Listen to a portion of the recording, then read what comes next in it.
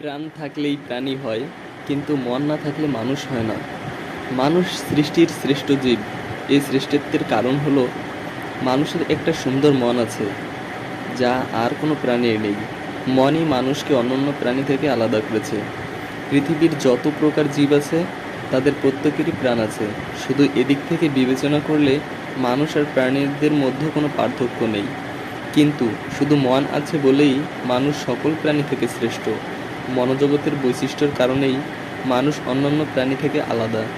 মন আছে বলেই মানুষের মধ্যে প্রেম আছে, কল্পনা আছে, সৌন্দর্য বোধ আছে, ধর্ম আছে। পৃথিবীর সকল পাপ পুণ্য, ভালো মন্দ, ধর্ম অধর্মের পার্থক্য নির্ধারণে মানুষকে পরিচালিত করে তার মন।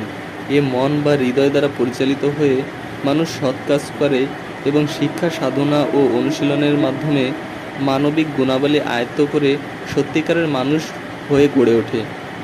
তখন অন্যান্য প্রাণী থেকে সে আলাদা হয়ে যায় এবং দৈনন্দিন জীবনের দ্বন্দ্ব, সংঘাত, হিংসা, বিদ্বেষ, লোভ, লালসা, স্বার্থচিন্তা, কুমন্ত্রণা প্রভৃতির কেদান্ত সংস্পর্শ থেকে নিজেকে মুক্ত রাখে।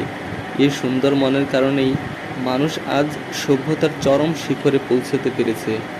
মানুষ তার মন দিয়ে সাধনা করে জীবনের বিচিত্র বিকাশ ঘটায়, যা অন্য কোনো প্রাণী পারে না। তাই সকল প্রাণীর উপরে মানুষের স্থান ও মর্যাদা। যে কেবল মানুষের আকৃতি নিয়ে পশুর মতো কাজ করে, পশুসুলভ আচরণ করে, যার মধ্যে মানবতাবোধ, সত্যনিষ্ঠা, ঔদার্য, সৎ বিবেচনাবোধ, বিবেকবুদ্ধি ইত্যাদি নেই, তাকে সত্যিকারের মানুষ বলা চলে না। তাই মানুষ হতে হলে শুধু প্রাণ থাকলেই চলবে না। প্রাণ ও মনের যুগপৎ বৈশিষ্ট্যের মাধ্যমে মানুষত্বের বিকাশ ঘটাতে হবে। তবেই মানুষ হিসেবে অর্জন করতে হবে সমস্ত মানবীয় গুণ।